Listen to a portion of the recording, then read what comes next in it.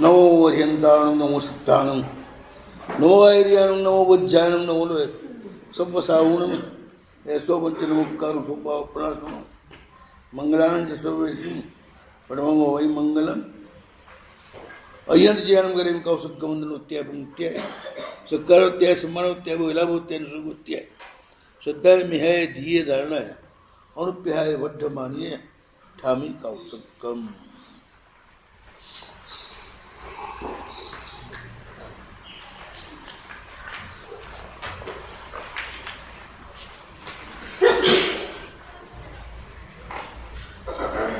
ચૈત્યવંદના મોક્ષ મેળવવા માટેની પૂર્ણ પ્રક્રિયા છે.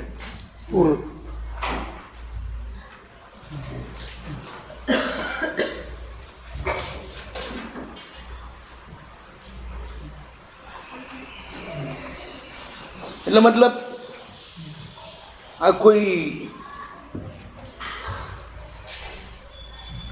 નાસ્તાની પ્રવૃત્તિ નથી, પણ પૂર્ણ ભોજનની પ્રવૃત્તિ છે.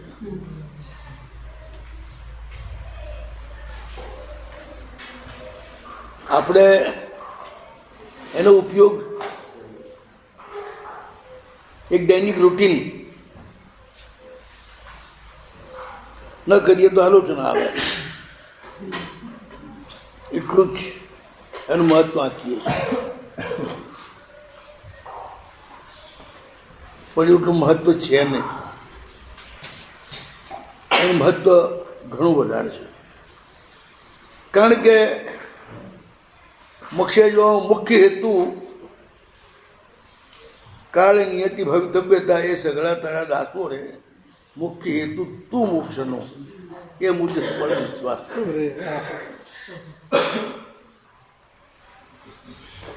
મુખ્ય હેતુ પરમાત્મા જ છે. પરમાત્મા સાથે લીનતા ના આવે ને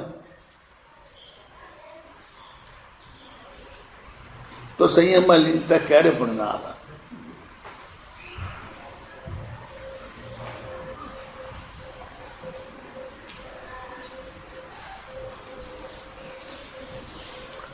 રાગ કરવાની આદત, કંઈ પણ આધાર ગોતવાની આદત, જીવવા માટે કંઈ તો રસ જોઈએ ને. કોઈ એક વ્યક્તિ પ્રત્યે પણ અત્યંત આસ્થા હોય, વિશ્વાસ હોય કે સ્નેહ હોય, એના કારણે માણસ જીવી જતો હોય છે. પણ એ સસાનું કારણ બને છે. પ્રભુ પ્રત્યેની જે આસ્થા છે એ મોક્ષનું કારણ બને.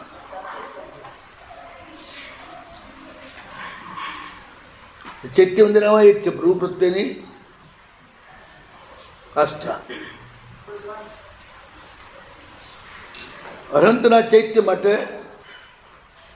એટલે પરમ શક્તિ સાથે સંબંધ બાંધવા માટે હું કાયાનો ઉત્સર્ગ કરું છું, એટલે દેહભાવનો ત્યાગ કરું છું. આ શરીરની માલિકીનો ત્યાગ ભગવાન સાથે ભળવામાં. દેહભાવ હોય ને ત્યાંથી ભગવાન સાથે કેવી રીતે મળાય? દેહ તો જુદા પાડનાર છે ને, આડ છે ને. એટલે એને આપણે માનસિક રીતે એ આડને તોડી નાખીએ છીએ, એક બાજુ મૂકી દઈએ છીએ, ઠાણેણમ મનણમ જાણેણમ કરીને.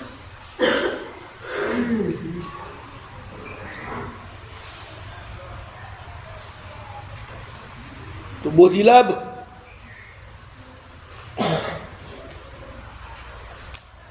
એ પણ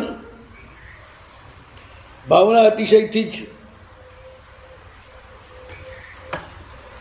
બોધિલાભ આવે એટલે નિરુપસર્ગ. બોધિ આવ્યા પછી ફટાફટ આગળ વધી જાય છે, એની સાથે ઉપસર્ગ પણ ટળી જાય. બોધિલાભ પોતે શું પોત્યા.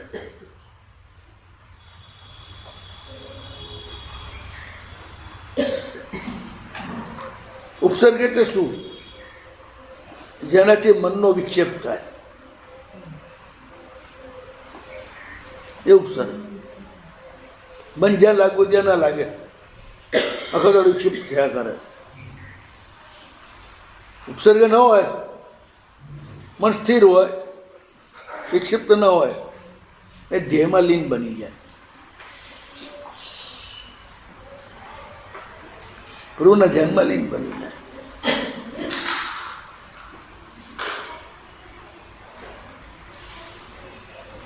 પ્રભુ પાસે ગયા હોય પછી ચિત્ત વિક્ષિપ્ત હોય, આટલા વાગે અહીં પહોંચવાનું છે, આટલા વાગે અહીં પહોંચવાનું છે, અહીંયા કરવાનું છે, આ કરવાનું છે, એટલે આ બધું વિક્ષેપ જ છે ને. ત્યાં એકાગ્રતા ના આવે, ટાઈમ ના થઈ જાય. ગોઠવણ જો ન હોય તો સાતત્ય કેમ જળવાય? શાનું સાતત્ય? પછીનું બધું સાતત્ય હોય ને, એ વિક્ષેપ નથી. એક નક્કી થયેલો છે પ્રોગ્રામ, એ કરે જઈશું, પણ ત્યાં દેરાસરવાની ચિંતન કરવાની જરૂર નથી. બરોબર. જે ભવિષ્યની વાત છે અને એ વખતે ચિંતન કરવાની શી જરૂર?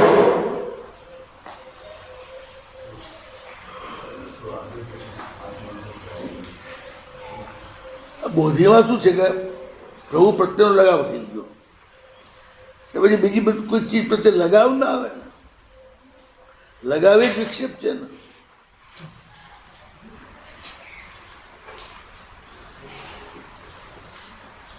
એક પ્રોગ્રામ છે, એમાં તમારે જવાનું છે, પણ ન જાવ તો અટકી પડે એમ નથી.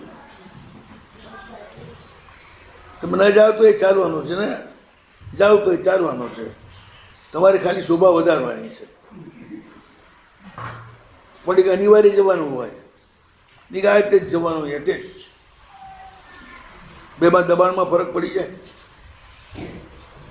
આમાં દબાણ હોય જ નહીં,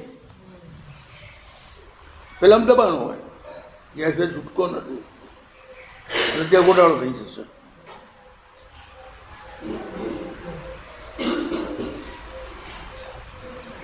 એવું માથે લે જ નીકળશું.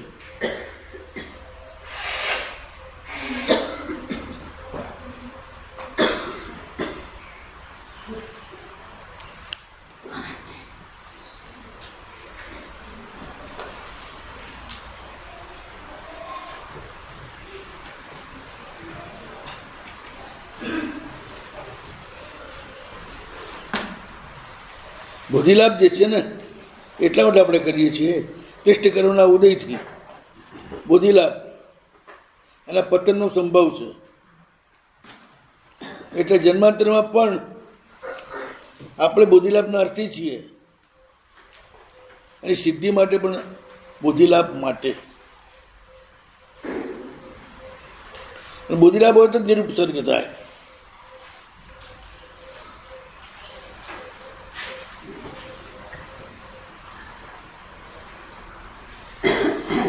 કારણ કે ભાવાતિશય હોય ને તો રક્ષણમ ઇતિ એતત એદર્થમ અનેહો ઉપન્યાસ. ભાવાતિશયથી એનું રક્ષણ થાય છે, એટલા માટે આ બેનો ઉપન્યાસ છે, બોધિલાભ અને નિરુપસર્ગ.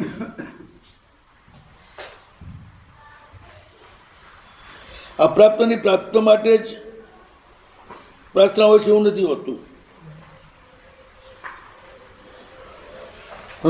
મેળવ્યા પછી પાછું જતું રહે,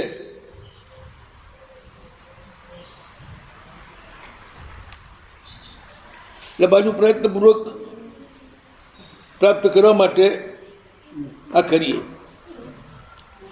ક્ષાયિક સમ્યક દ્રષ્ટિની અપેક્ષાએ આ પણ બોધિ જે છે એ પણ તરત જ બધા જ સાધ્યની સિદ્ધિ કરનાર છે. જેમ ક્ષાયિક સમ્યક દ્રષ્ટિ તરત જ મોક્ષ આપનાર છે ને, એવી રીતે. એટલે આ તો ઉપન્યાસ છે. હવે શું આવ્યું? નૃસુવત્યા પછી શ્રદ્ધાએ, નિહાએ, ધીએ, ધારણાએ, અનુપ્યાય, પુટ્ટમાળીએ. શ્રદ્ધા, મેધા, ધૃતિ, ધારણા અને અનુપ્રેક્ષા બધા પરિણામ 5 સ્ટેપ છે. અરજ ચિત્તના કૌશિકમાં આવશે. કોઈ પણ નિમિત્તના કૌશિકમાં આ શબ્દો આવવાના. આરાધના નિમિત્તક.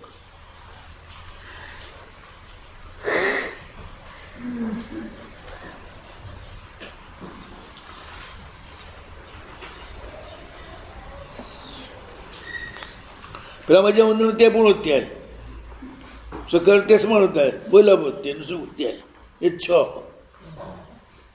અહીંયા 5. શ્રદ્ધા શું છે? તો કે જળને શુદ્ધ કરનાર જલકાંત મણી જેવો. જલકાંત મણી જેમ પાણીમાં નાખે તરત જ પાણીને શુદ્ધ કરી નાખે. તળાવ આખું ગંદુ હોય એમાં જળ કાંત મણી નાખે, જળ શોધક મણી, આખું તળાવ સ્વચ્છ થઈ જાય એનાથી. એનો પ્રભાવ છે. એમ શ્રદ્ધા જે છે ને આપણા અનુષ્ઠાનને કાય ઉત્સર્ગને શુદ્ધ કરે. કાય સર્ગ બધા તમે કરો, પણ શ્રદ્ધા ના હોય ને તો ઇષ્ટ અર્થની સાધન નથી કરતું. જે આપણે મેળવવું છે નથી મળતું.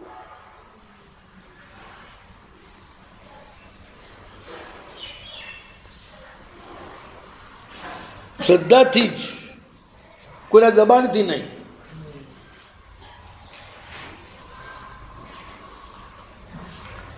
કોઈ તો એક જગ્યાએ દબાણથી બેસી રહે, કોઈ એને પોતાની શ્રદ્ધા છે, મજા આવે છે માટે બેસે.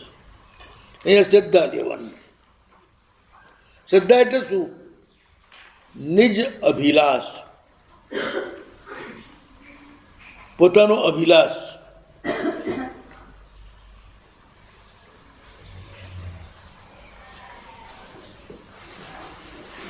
પોતાનો અભિલાષ એટલે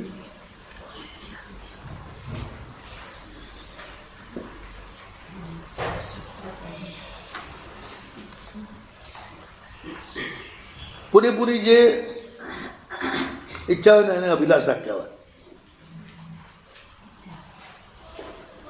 શ્રદ્ધા એટલે પોતાનો અભિલાષ, પોતાના ગમી રહ્યું છે. રીતે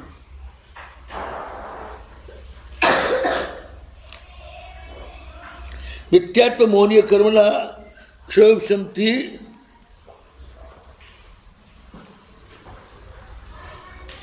મિથ્યાત્વ મોહનીય કર્મ ના ક્ષયોપશમ આદિથી ઉત્પન્ન થતું ચિત્તનો પ્રસાદ.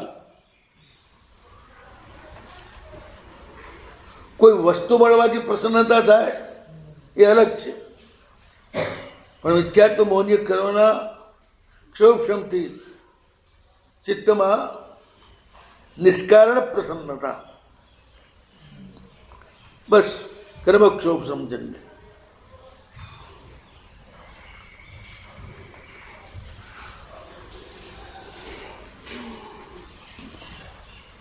ચિત્તનો પ્રસાદ એટલે શું? નિર્વિકલ્પ ચિત્ત.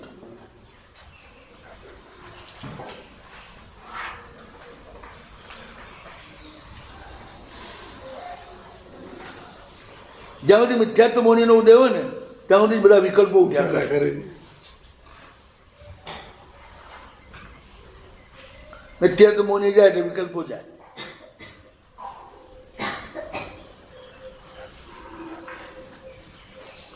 કોઈ પણ માણસ ખોટું કરે તો મનમાં ઘમાસાણ ચાલ્યા જ કરે. ખોટાને કહી દે હાચું ઠરાવવું, પકડાઈ જાય તો કહી દે ચટકી જવું. ખોટું ના જ કરે તો કોઈ ટેન્શન નહીં.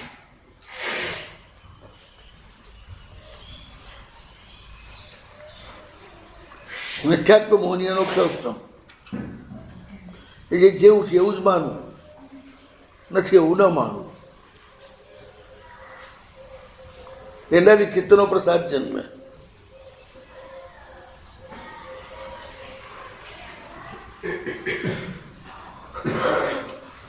નિર્વિકલ્પ ચિત્ત અથવા તો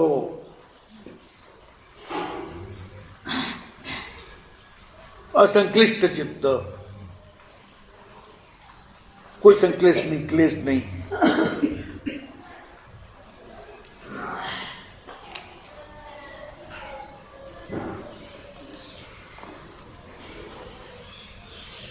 આ ચિત્તનો પ્રસાદ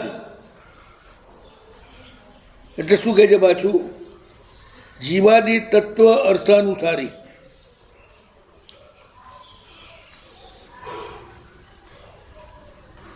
તત્વ જે છે ને એ તત્વને સ્વીકારનારો, જેવું છે તેવું.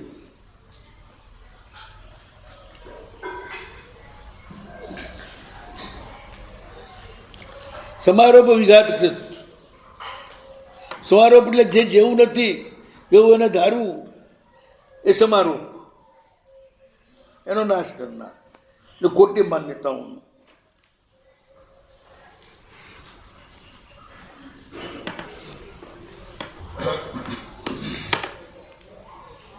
જીવમાં જીવનું આરોપણ કરી દેવું, અજીવમાં જીવનું આરોપણ કરી દેવું. શુભને અશુભ બનાવો, શુભને શુભ બનાવો, આ બધા આરોપ. એનો નાશ કરનાર.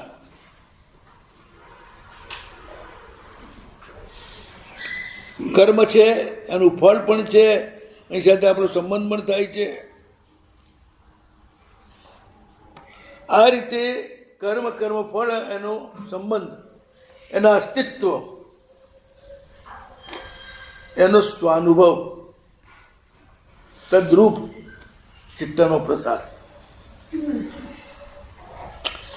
ભાઈ કર્મ છે તો આ રીતે ફળ આવવાનું છે, આમ થવાનું. એમાં ઊંચા નીચા થવાની જરૂર છે. જે કંઈ થવાનું છે કર્માનુસાર થવાનું છે. પછી આપણે બહુ ઊંચા નીચા થવાની શું મતલબ છે?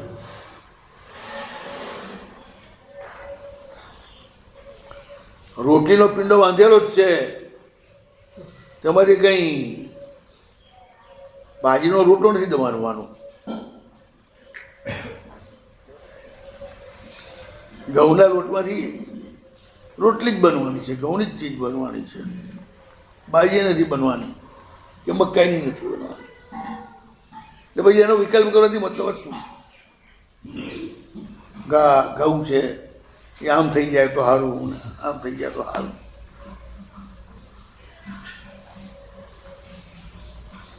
જાણે આપણે જેના કરતા હોઈએ ને એવી રીતે ચાલે, કંઈ નહીં, કરવા બધું જાય.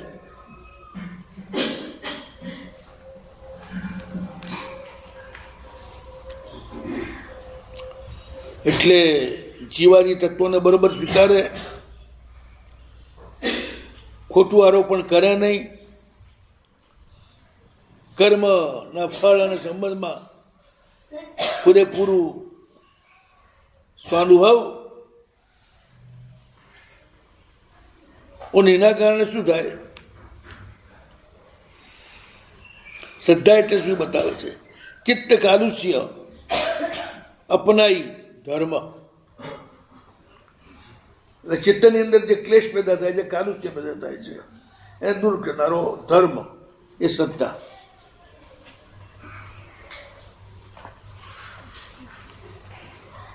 એટલે જેમ જલ શોધક બની બધો કચરો દૂર કરે, એમ આ પણ ચિત્તમાં રહેલા કચરાને દૂર કરે છે. ઉદગ પ્રસાદકો મણી સરસી પ્રક્ષિપ્ત પંકાદિ કાલુષ્યમ અપનીય અચ્છતામ આપાદયતી એવં શ્રદ્ધામણી અપી ચિત્ત સરસી ઉત્પન્ન સર્વમ ચિત્ત કાલુષ્યમ અપનીય ભગવત અર્હત પ્રણીત માર્ગે સમ્યક ભાવૈતી ઇતિ.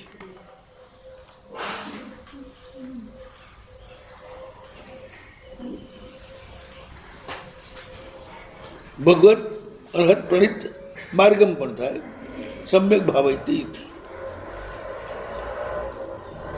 પ્રભુએ કહેલો જે માર્ગ છે ને એની સભ્યક ભાવના ચાલે અંદર. આ જ બરોબર છે. આ શ્રદ્ધા.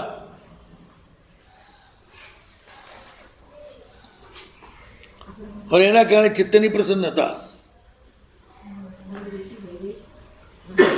પછી મેધા.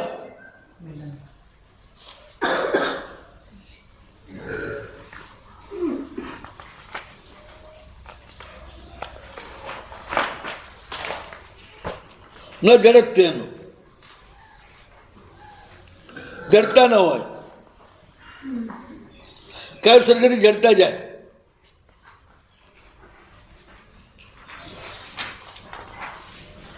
આળસ જાય, પ્રમાદ જાય. એ મુદ્રા જેવી છે. એનાથી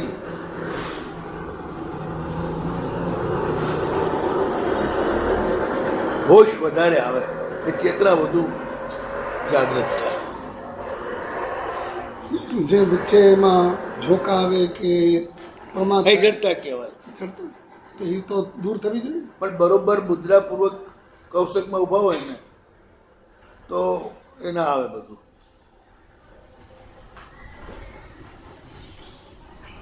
મેહા એ વડ્યમાણી.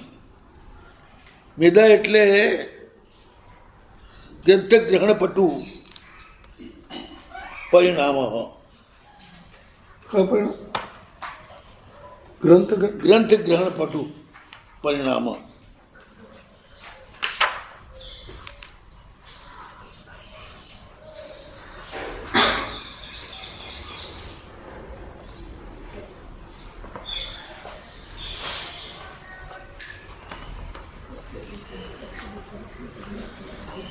શાસ્ત્રનું વચન ને ગ્રહણ કરવામાં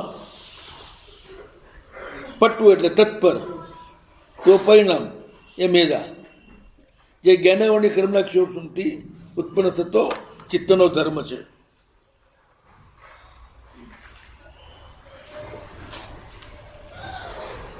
શ્રદ્ધા મિથ્યાત્વ મૌન્ય કર્મના ક્ષોભથી,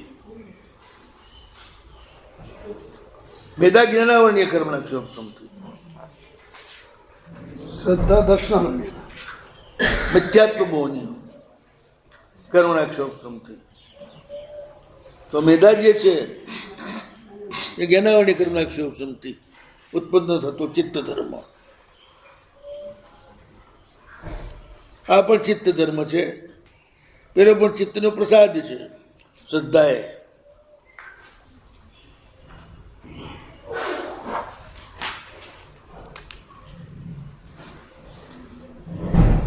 એ મિથ્યાત્વ મૌન્ય કર્મનો ક્ષોભ થાય તો શ્રદ્ધા થાય.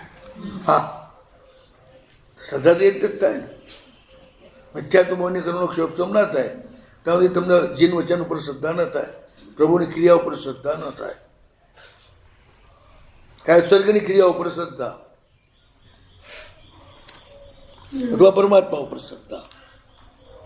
તો જ્યારે આ શ્રદ્ધા થઈ હોય કે હોય ત્યારે આપણું મિથ્યાત્વ મૌન્ય કર્મનું ક્ષોભ થાય હોય નક્કી. એ બરોબર, એ તો છે જ ને. મિથ્યાત્વ મૌન્યનો ક્ષોભ થાય ત્યારે જ થાય ને. અત્યારે તો આપણે આમ જોઈએ તો પ્રભુ પ્રત્યેની શ્રદ્ધાના કારણે અત્યારે મિથ્યાત્વ ગેરહાજર છે એમ કહી શકાય. આમ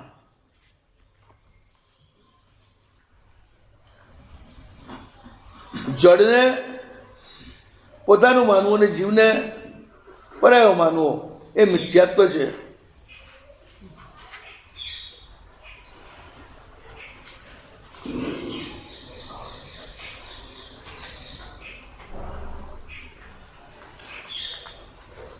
એવું તો બની જતું હોય. હા, એવું તો બની જતું હોય ને, અત્યારે ન બની જતું હોય.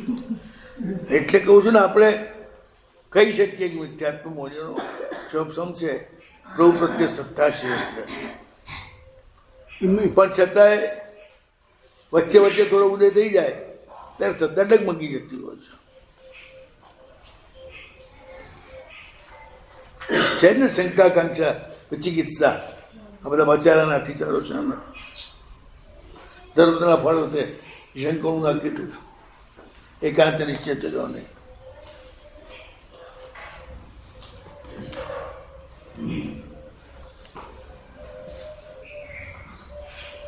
પેલો ચિત્તનો પ્રસાદ છે શ્રદ્ધા, આ ચિત્તનો ધર્મ છે. આ જે છે ને સદગ્રંથ પ્રવૃત્તિ સારા ઉત્તમ જે ગ્રંથો છે, સન્માર્ગને બતાવનાર, આત્મતત્વને બતાવનાર, આત્માની હિતકારી વસ્તુને બતાવનાર, એમાં જ એની પ્રવૃત્તિ હોય. ચિત્ત ધર્મ જે છે ને મેધાનો, મેધા એટલે ચિત્ત ધર્મ. ચિત્ત ધર્મ કેવો? તને સારા ગ્રંથો જ ઓછા ગમે, જેમાં આત્મા અને પરમાત્મા એના સ્વરૂપની વાત હોય, એમની સાથેના સંબંધની વાત હોય, આ બધું હોય. પાપ શુદ્ધ જ્ઞાકારી ગમે એ તો શ્રદ્ધામાં ન જાય, મેધામાં કેવી રીતે? હે, આપણે કીધું ને કે આત્મા પરમાત્મા એની પ્રવૃત્તિ કરે એટલે એવા ગ્રંથો વાંચે. શ્રદ્ધા છે પણ મેધાય જોઈએ ને.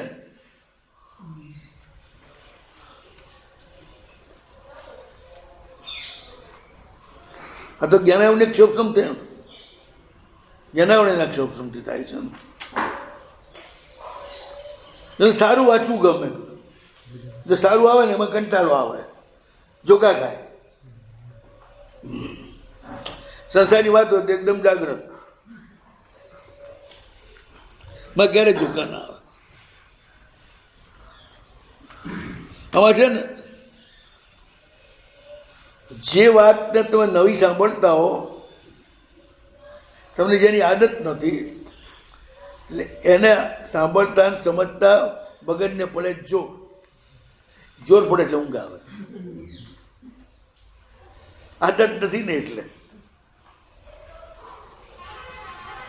જે રોજનું છે, રૂટીનમાં છે, એ જ બધી વાંચો તો ઊંઘ ના આવે, એ સાંભળતા હોય તો ઊંઘ ના આવે, કારણ મગજને જોર નથી પડતું ને. એ બધું ફ્રીલી તમે સાંભળો છો ને, ફ્રીલી જાય છે, જોર નથી પડતું. જ્યાં જોર પડે ત્યાં જ, જેમ ઘણું વધારે જોર પડે મગજને તો બેહોશ ના થઈ જાય. ત્યાંથી સ્મરણ શું થાય છે? ત્યાંથી સ્મરણ થાય ત્યારે વધારે પડતું જોર પડે છે મગજને, એટલે બેહોશ પણ થઈ જાય છે. ભાઈ ધીરે ધીરે ધીરે ધીરે પેલું પરિચિત થાય એટલે હોશ આવી જાય.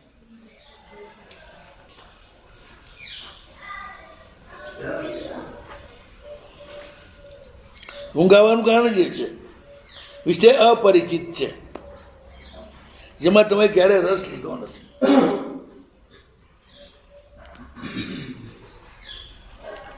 પાપસુત અવજ્ઞાકારી, પાપસુત એટલે સ્વપર આત્માનો દ્રોહ થાય એ વાત જે બતાવે એ પાપસુત બધા છે. પોતાના અને બીજાના આત્માનો દ્રોહ થાય એ જે કઈ વાત બતાવે એ બધા પાપસુત. અહિત થાય,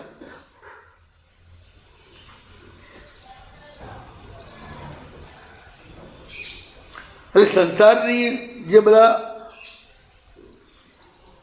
છે અર્થપરક શાસ્ત્રો, કામપરક શાસ્ત્રો, એ બધા પાપસુત છે ને, જે તમને પૌગલિક પર્યાયોમાં જ ડૂબાડે છે, આત્માને ભૂલાવડાવે છે.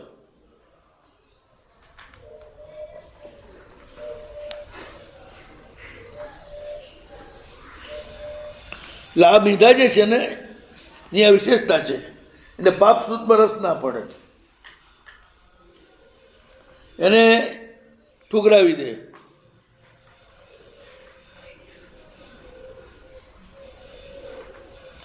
ગુરુ વિનયાદી વિધિ વાલ્લભ્યો, મેધા આવે એટલે ગુરુનો વિનય વગેરે જે વિધિ છે ને એને વાલી લાગે.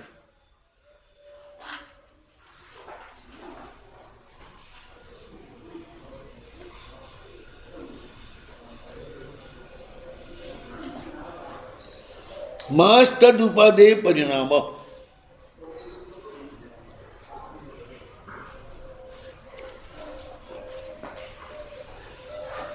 તેના માટે ઉપાદેય પરિણામ. ઉત્તમ શાસ્ત્ર જે છે ને એ જોઈતું હોય તો ગુરુના વિનયથી જ મળે ને.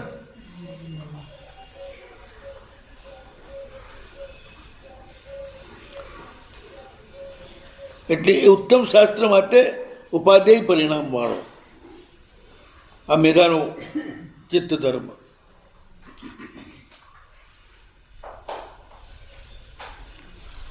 કેવી ઉપાદેય બુદ્ધિ હોય તો માંદાને દવામાં જેવી ઉપાદેય બુદ્ધિ હોય એવી. માંદાને દવામાં માંદો છે ને કંટાળી ગયો છે માંદગીથી, વૈદ્ય કે આ દવા છે કડવી છે પણ તને સાવ સાજો કરશે. તેમાં કેવી ઉપાધિ બુદ્ધિ હોય એની? માંદગીથી છૂટવું છે, લાંબા ટાઈમથી ખાટલામાં પડ્યો છે, તેમાંથી નીકળવું છે. એમ આ ઉત્તમ ગ્રંથ એમાં ઉપાધિની બુદ્ધિ હોય.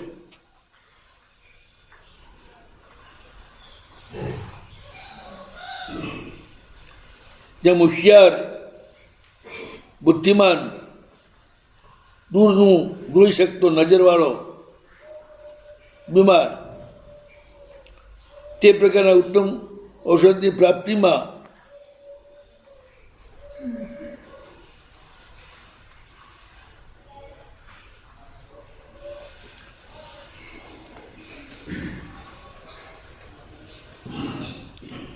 વિશિષ્ટ ફલ જેનાથી મળવાનું છે અને તદિતર એ જેનાથી દૂર રહેવાનું છે એ નિષ્ફળત્વ.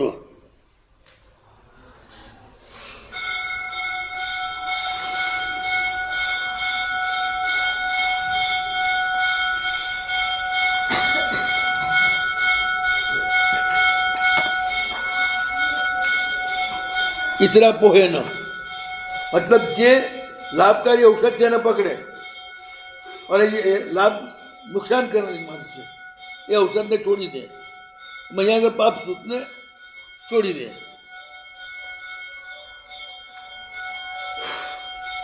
જેમ એને ઔષધ ઉપર ઉપાદેય ભાવ હોય, ગ્રહણમાં આદર હોય, એ જ રીતે મેધાવી વ્યક્તિ મેધાના સામર્થ્યથી સદગ્રંથમાં જ ઉપાદેય ભાવવાળો બને અને એને જ ગ્રહણ કરે અને એમાં જ આદર રાખે, બીજા ક્યાંય નહીં.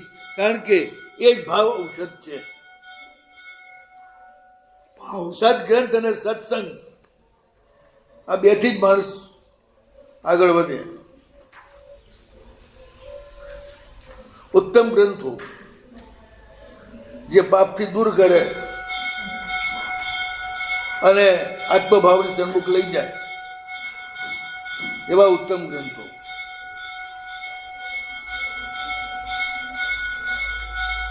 એ કાયોત્સર્ગ દ્વારા તમારામાં મેધાની વૃદ્ધિ થાય એ તત્વજ્ઞાનની જિજ્ઞાસા અને પ્રાપ્ત કરવાની પ્રવૃત્તિ એમાં તમે આગળ વધો. શ્રદ્ધા વધે એ ચિત્તની નિર્મળતા વધે. ચિત્તનો પ્રસાદ એટલે નિર્મળતા એ વધે એટલે મેધા વધે છે. મેધા શુદ્ધ છે ને એટલે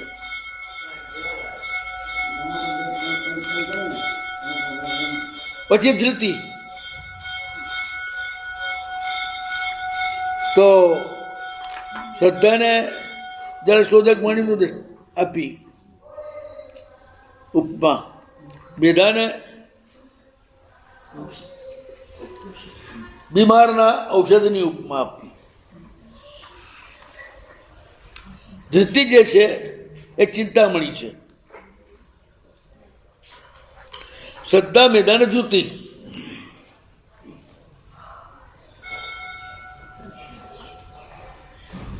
ધૃતિ એટલે શું? તો રાગ દ્વેષથી થતી આકુલતા, એનાથી છુટકારો.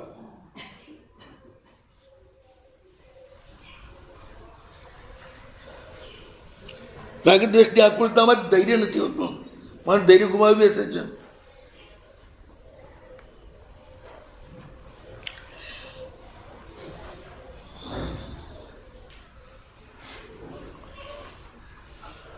શ્રદ્ધા ચિત્તનો પ્રસાદ, મેધા ચિત્તનો ધર્મ, ધૃતિ ચિત્તનું પ્રણિધાન.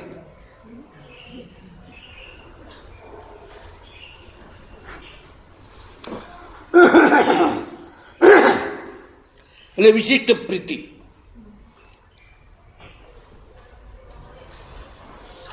જેના ઉપર મોહ હોય એવું સજીવ કે નિર્જીવ એ પ્રતિક્ષણ યાદ આવ્યા જ કરે, એટલે ચિત્તમાં વિશેષ જાય જ નહીં, વિસરાય જ નહીં, પછી સામે જ તર્યા કરે. એને પ્રણિધાન કહેવાય. સતત અધ્યવસાયમાં હાજર હોવું.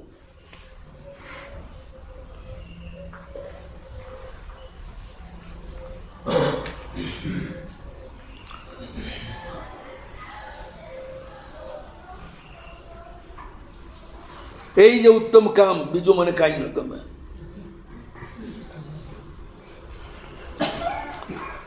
જ્ઞાનમર શ્રીમાનું સ્તવન છે ને, એનું ઉપાડ છે, લેવું પ્રભુનું નામ, બીજું મને કાંઈ ન ગમે. એ ચિત્તનું પ્રણિધાન.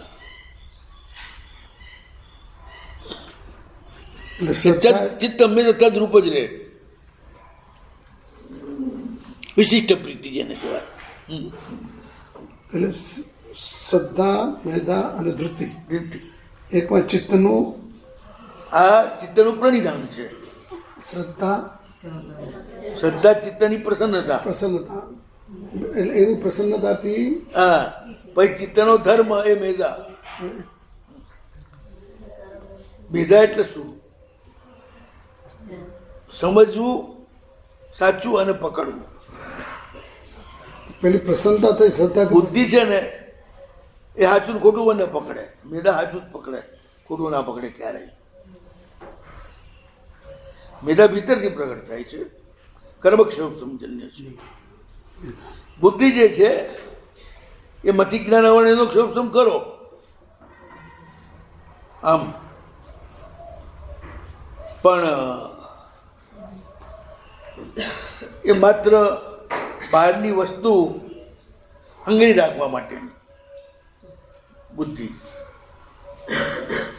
અંદરથી પ્રગટ થતી સમજણ નહીં. મેઘામાં સમજણ, મેઘામાં સમજણ છે, હિતહિતની સમજણ છે. જેનાથી મન ખરાબ થઈ જાય. કામ અને ક્રોધ બંનેથી બીપી વધી જાય. કામ એટલે વસ્તુનો મોહ, ન મળે ત્યાં સુધી બેચેની, મળે પછી પાછી ક્યાંક પાછી છટકી ના જાય એ માટેની બેચેની. એટલે બેચેની ચાલુ જ રહે કામ. કામ અને ક્રોધ બંનેથી મુક્ત મેધા. અને સદગ્રંથ જ ગમે, પ્રભુની વાત,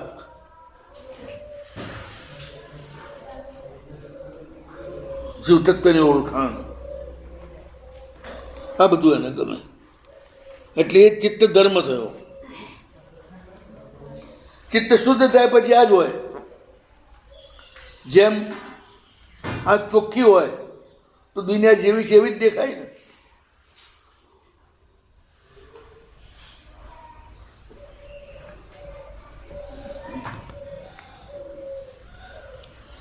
એટલે ધૈર્ય એટલે ચિત્તનું પ્રણિધાન. એ ક્યારે બને? વ્યાકુળતા ન હોય તો જ. માણસ વ્યાકુળ થાય તો ભૂલી જાય, પ્રણિધાન ન રહે.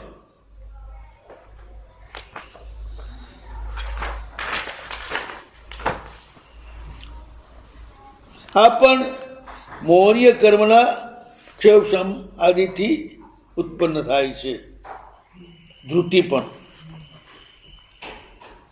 રતિમોહનીય, અરતિમોહનીય, શોકમોહનીય, ભયમોહનીય, આ બધાનો અભાવ એટલે ધૃતિ. કારણ કે ચિત્તને સંક્લિષ્ટ કરનાર કોણ છે? આ જ બધા રતિ અરતિ, નથી. શોક ભય અને શોક અને દુગુંચા.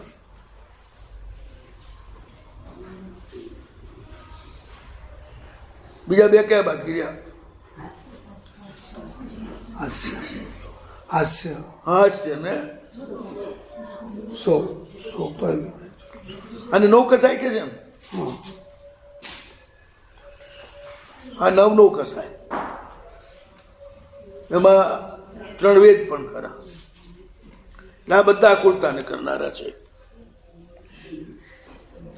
રાગાદી આકુલતા લખ્યું ને એટલે આ બધું આવી જ ગયું ને એમાં.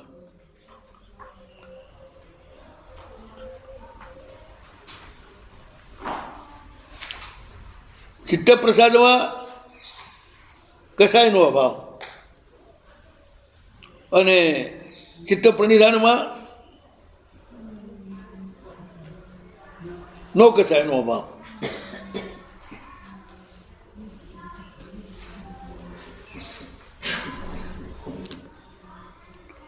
મોહનીય કર્મ ક્ષયક્ષમાદિ સંભૂત.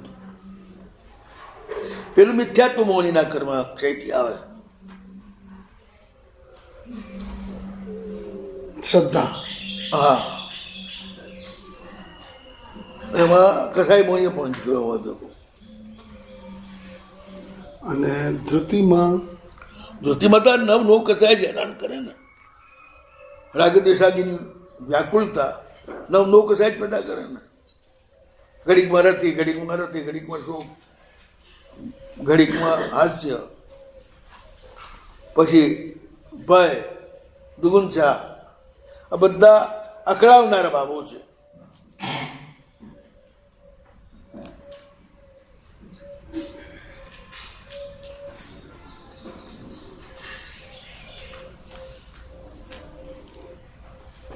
નમો જીણાનમ છે ને એ કસાય બોની એને દબાવી દે.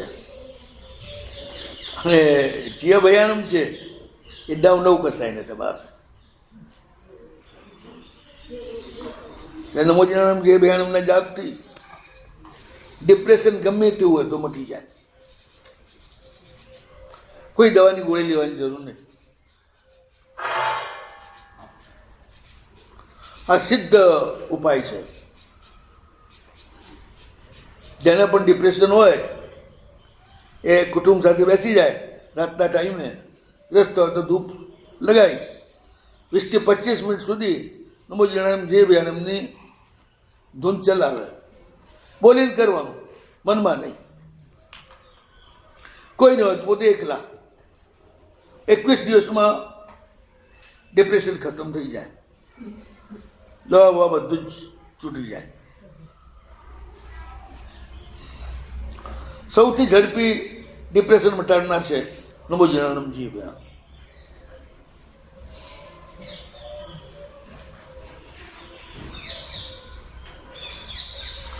આપે કોઈને માં પ્રયોગ કરેલો છે? ઘણા બધા ઉપર.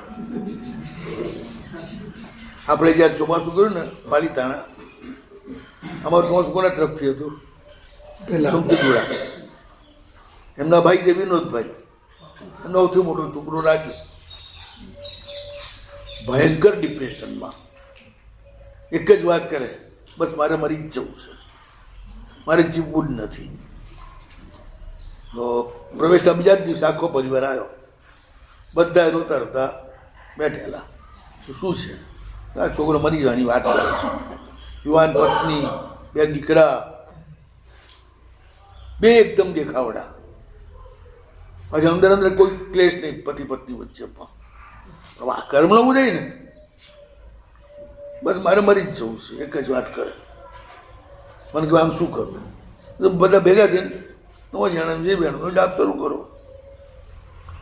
એ કરે તો ભલે, કરે તો ન કરે તો ભલે, વચ્ચે બેહાડજો, સાંભળે. અઠવાડિયું થયું સ્વસ્થ થવા માંડ્યો. 21મા દિવસે પૂર્ણ સ્વસ્થ, બધું ભૂલી ગયો, મરવાની બધી જ વાતો જ, એકદમ સ્વસ્થ થઈ ગયો. પછી તો એટલો બધો સ્વસ્થ થઈ ગયો કે આખી કંપની એણે જ સંભાળી લીધી, ધંધો પણ આખો સંભાળી લીધો.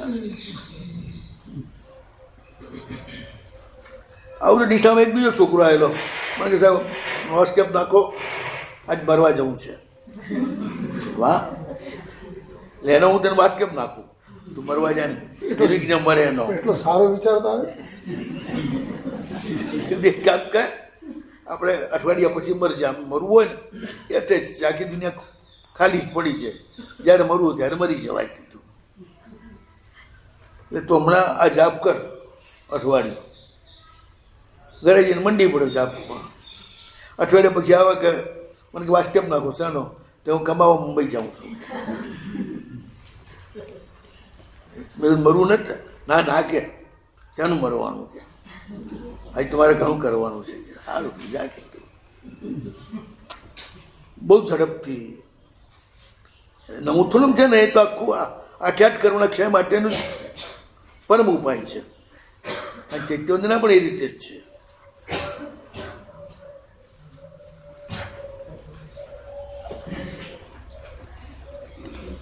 એટલે આ જે છે એ પણ મૌનની કરુણા ક્ષમથી ઉત્પન્ન થાય છે. ધૃતિ એટલે ધૈર્ય તો નવ કસાય શાંત થાય ને તો જ આવે, નહીં તો ના આવે. નવ કસાયનો શોષણ થાય તો એટલે શાંત થાય. હા, ઉપશમ. તો ધૃતિ આવે. હા, નહીં તો ના આવે. રતિ રતિ ભય શોક દુઃખિંછા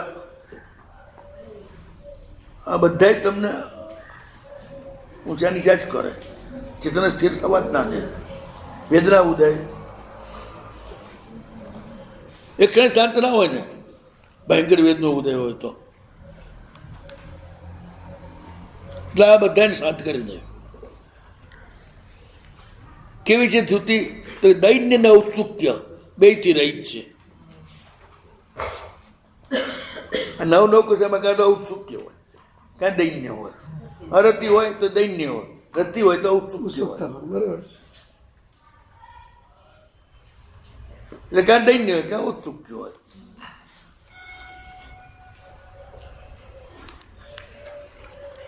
તો દૈન્ય ઔત્સુક્ય બે જાય. ધીર ગંભીર આશય રૂપા, એ વ્યક્તિ ઉતાવળી ના હોય, ઉછાચળી ના હોય. ધીર ગંભીર આશય રૂપ, ગમે તેટલું ઉપલબ્ધ થાય તો એ ઉભરાઈ નહીં જાય. જતું રહે તો દુઃખી ના થાય, તો એ કંઈ ના થાય.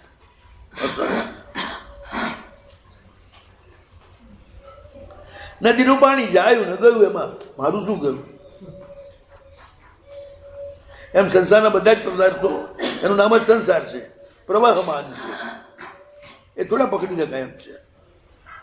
નદીના પાણીમાં આપણે આપણી સાથે સંબંધ નથી. પણ જે માની લે કે નદી મારી છે ને, હું તો માન્યાની જ તકલીફ છે ને. સંસાર તો ચાલ્યા જ કરે છે, ધન આવે ને જાય ને, આ બધું એનો સ્વભાવ છે પ્રમાણે ચાલે. પણ એમાં તમે માલિકિયત કરો છો ત્યારે તકલીફ થઈ જાય છે ને. આ મારે આવ્યું, આ મારું ગયું. આ તું જઈ રહ્યો છું, તું આવેલો છું, તું જાય છે, તો તારું વળગ્યાથી રહે. એ બધું બોલવું આમ સહેલું છે, પણ આ પ્રેક્ટિકલ કેવી રીતે કરવું? પ્રભુની કૃપા. એટલું આલંબન પકડવાનું છે ને, એ આલંબન દ્વારા તો બધું મેળવવાનું છે. કાયસર કે શું કરે? પ્રભુ સાથેનો સંબંધ શું કરે? તો આ કરે. શ્રદ્ધા વધે, મેધા વધે, ધૃતિ વધે, આ બધું વધતું જાય. તો તમારું કહું છું સાચો, નહીં તો કહું છું ખોટો. પેલું કરવાની વાત છે, આ મેળવવાની વાત છે. કરવાની વાત પૂર્ણવત્યા વંદનત્યા પૂર્ણોત્યા સકારત્યા સ્મરણત્યા બોલાવત્યા નિરોષકવત્યા અને આ મેળવાની શ્રદ્ધા મેધા ધૃતિ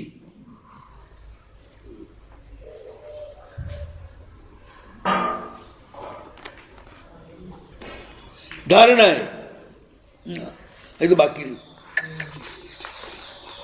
દૈન્ય ઉત્સોક્યથી રહિત દીર્ઘ ગંભીર આશય રૂપ અવંદ્ય કલ્યાણ નિબંધન વસ્તુ પ્રાપ્તિ ઉપમયા.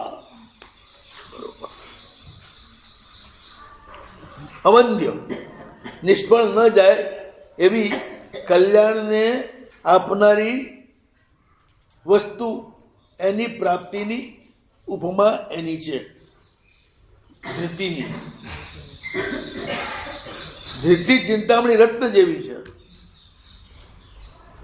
જેમ ચિંતામણી રત્ન તમારે જે જોઈએ એ તમને આપે એ બહુ અવંધ્ય ઉપાય છે ને.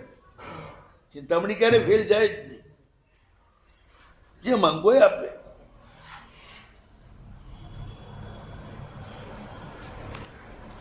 નિષ્ફળ ન થાય એવી કલ્યાણને પ્રાપ્ત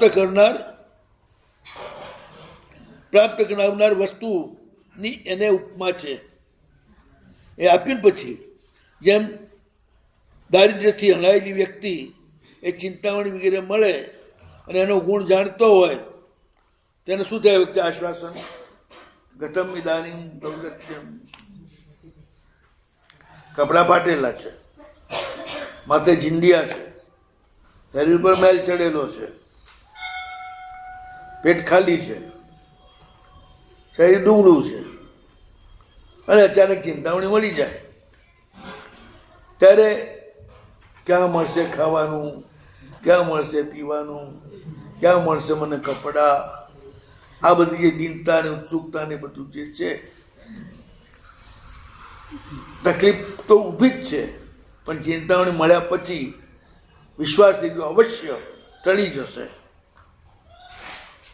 એટલે તકલીફ ઊભી હોવા છતાં પણ એની દીનતા ને ઉત્સુકતા બધી જતી રહે ને.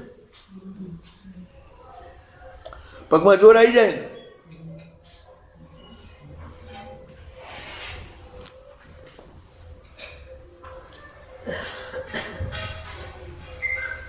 એટલે ધૃતિમાં જ છે.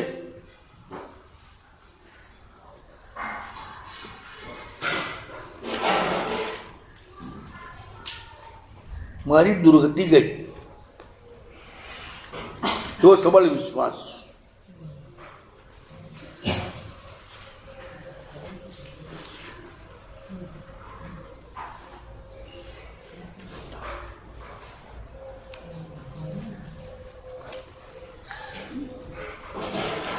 એવી રીતે જૈન ધર્મની રૂપી ચિંતામણી રત્નની પ્રાપ્તિ થયા પછી જેનું મહિમા જાણે છે કઈદાની સંસાર. હવે સંસારની શું તાકાત છે? એના દુઃખને ચિંતાથી રહિત થઈ જાય છે. ઉત્તમ આલંબનત્વાત પ્રભુ મળ્યા ને પાંચ ચિંતામણી મેરો પછી મિટ ગયો મિલ ગયો હીરો અને મીટ ગયો. પાંચ ચિંતામણી મેરો એ મારો છે. હવે મારે ક્યાંય ભટકવાનું નથી, ક્યાંય અટકવાનું નથી.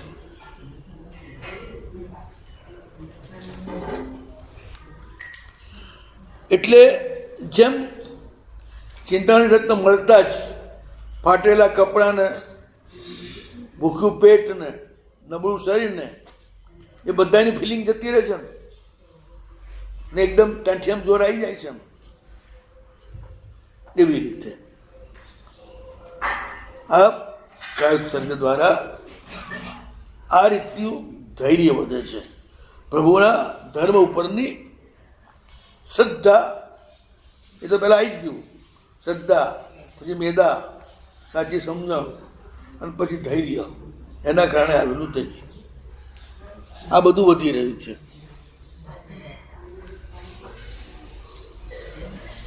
એટલે દુઃખ ચિંતા રહી છે. સંસારનો ભય નથી. સૌનોમાં ઘણી જગ્યાએ આવે છે ને, મને મારા પ્રભુ મળ્યા છે પણ મને ભવના ભ્રમણનો કોઈ ભય જ નથી. ભાવનું ભ્રમણ જેમ રસ્તો ન જાણવાના કારણે માણસ ફર્યા કરે ગોળ ગોળ, પણ રસ્તો જાણતો હોય એ સીધો ઠેકાણે પહોંચી જાય. એ ગોળ ગોળ ના ફરે અને કોઈ મૂંઝવણ પણ ના હોય. એમ પ્રભુ મળ્યા પછી આ સંસાર એમાં ફરવાનું આપણે નથી. એટલે આ તો ખાલી પૂછવા માટે કે જે અતિ પાપી માણસ હોય એને પણ ભવભ્રમણનો તો ભય નથી હોતો.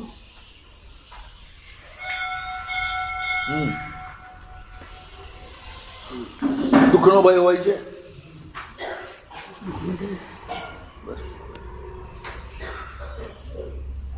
અત્યારે આપણે દુઃખનો ભય જ રાખવો ને, અતિ પાપી નહીં. એ પાપ પણ સુખ માટે જ કરે છે, દુઃખ માટે તો નથી જ કરતો ને. દુઃખનો ભય તો છે જ નહીં. એક જે મળ્યું છે જતું ના રહે એનો ભય કરો એને ઊંડે ઊંડે હોય હોય જ, ગમે તો પાપી હોય.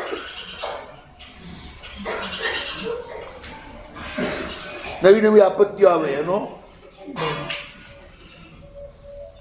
ભય છે જ. અને પાપી ન હોય તો શું છે? આપણે તો ના તો ખાલી જાણવા માટે કે અહીંયા ભય ના, અહીંયા શું લેવા દેવા જ નથી ને. એટલે કે જેમ વૃત્તિવાળાને ભય ન હોય. બે વાત છે, રીઢો ચોર હોય એને ભય ના હોય. પકડાઈ જઈશું, જાનવા જઈશું, થોડા દિવસ વગર મહેનતના રોટલા ખાઈ આવશું.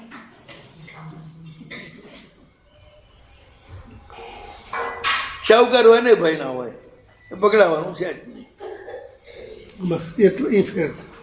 એ ફેર બસ.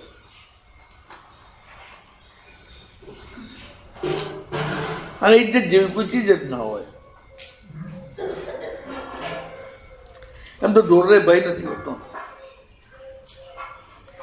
પણ એનો અર્થ એ તો નથી ને કે ભયના જે સ્થાન છે એનાથી બચી શકે. ભાઈને ઓળખે એનાથી બચી શકે. એટલે ધૈર્ય આવે ને તો આ બધા ભયના જે કારણો છે વિદાય થઈ ગયા હોય.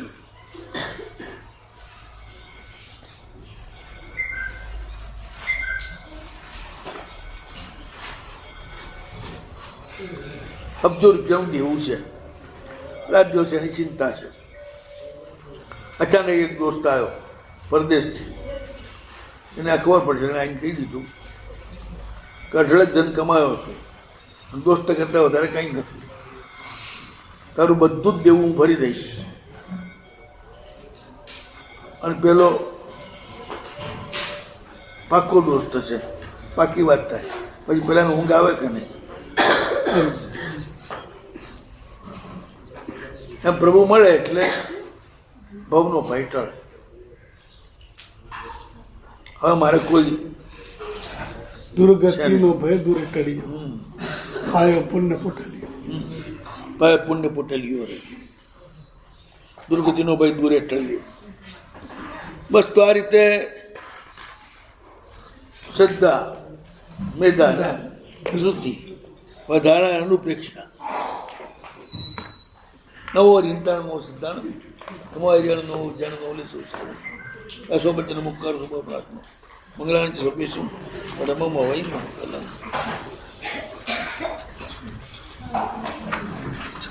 આ બધા છે ને યોગના અંગ છે. શ્રદ્ધા, મેદા, ધૃતિ, ધારણા. એક આવે પછી બીજું આવે, બીજું આવે પછી બીજું આવે. એનો બી જ ક્રમ છે. ચિત્તની પ્રસન્નતા આવે એટલે પછી મેદા આવે.